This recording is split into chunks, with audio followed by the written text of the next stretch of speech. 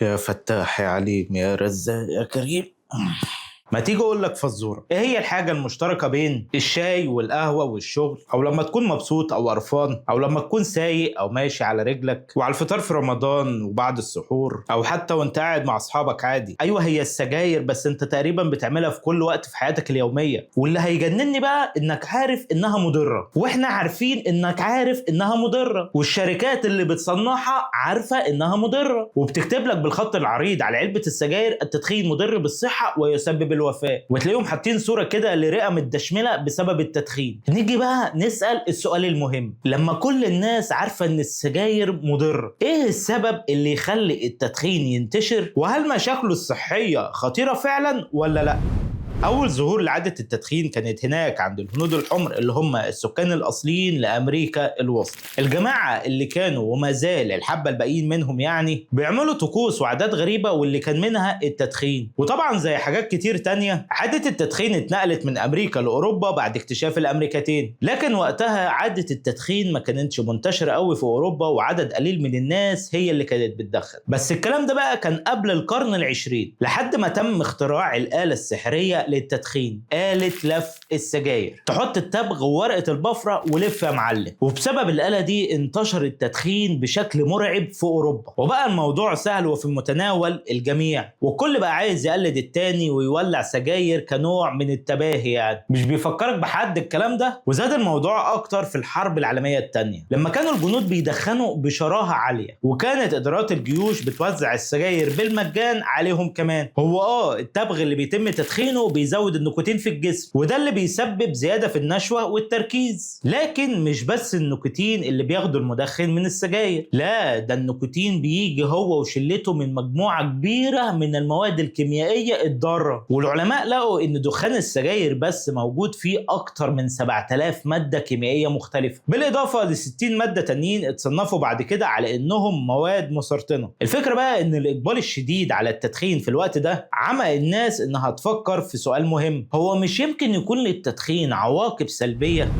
في النص الأول من القرن العشرين زاد عدد الإصابات بسرطان الرئة عن المعدل الطبيعي ب 15 ضعف عن السنين اللي فاتت، وكان الدكاترة محتارين جدا في السبب ورا الموضوع ده، لدرجة إنهم عملوا مؤتمر طبي علشان يناقشوا سبب انتشار المرض ده لدرجة الوباء. وسبحان الله، مجموعة من كبار العلماء والدكاترة ربطوا سرطان الرئة بأي حاجة ممكن تيجي في دماغك إلا الحاجة الوحيدة اللي تقريبا كل الناس بتعملها في الوقت ده، واللي هي التدخين. لكن في بعض العلماء ربطوا ما بين انتشار التدخين وانتشار سرطان الرئة، وكان من اول الناس دي الطبيب الالماني فريدز ليكند، اللي عمل دراسة احصائية بتثبت ارتفاع معدل الاصابة بسرطان الرئة ما بين المدخنين. وفي سنة 1950 وبعد شك كبير ان التدخين مرتبط بالسرطان، العالمين إرنست وايندر وإيفريتس جراهام عملوا دراسة على 684 مريض بسرطان في القصبة الهوائية، لقوا ان 96.5% من المرضى دول كانوا مدخنين. انت متخيل النسبة قد ايه؟ واحدة برضو من اشهر الدراسات اللي اتعملت على التدخين هي الدراسة اللي قام بيها مجموعة من الباحثين في جامعة اوكسفورد من انجلترا، واستمرت حوالي 50 سنة، من سنة 1951 لحد سنة 2001. والدراسة دي اتعملت على حوالي 60,000 طبيب بريطاني من المدخنين، وكان الهدف منها هو تأكيد لو في ارتباط ما بين التدخين وأمراض الجهاز التنفسي، وبالأخص سرطان الرئة. وبالفعل الدراسة دي أكدت إن المدخنين عرضة أكتر للإصابة بأمراض زي سرطان الرئة وأمراض القلب والأوعية الدموية. وفي دراسات برضو بتقول إن التعرض للتدخين من غير المدخنين أو التدخين السلبي بيزود الإصابة بأمراض القلب والأوعية الدموية والسكتات الدماغية بنسبة 25% زيادة عن المعدل الطبيعي. ده غير المشاكل الصحية الكبيرة اللي ممكن تأثر على الأطفال والحوامل. خلاص يا عم، أنا هبطل سجاير وهروح بقى أشرب شيشة وفيب والحاجات الخفيفة دي وهيأرحم شوية.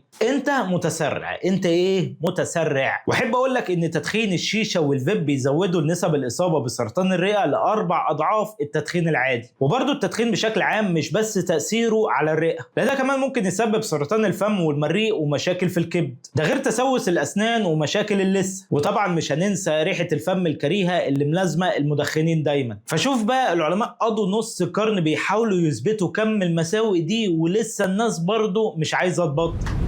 في النهاية أنا طبعا مش دكتور، بس أنا دوري إن أوضح لك الجانب السلبي للموضوع ده، وعارف برضو إن ناس كتير عارفة الكلام ده وعاملة فيها من بدري، وعارف برضو إن في ناس أكتر عايزة تبطلها ومش عارفة. بس صدقني هي محتاجة إرادة قوية بس، لأن حتى لو أنت مستغني عن نفسك فأنت بتضر برضو حبايبك وأهلك اللي حواليك. وبس كده، ما تنساش بقى لو الحلقة عجبتك تعمل لايك وشير وتقول لنا في الكومنتات مش ناوي تبطل سجاير بقى ولا إيه. وعلى فكرة كان معاكم مصطفى محمود، واشوفكم في حلقات جاية.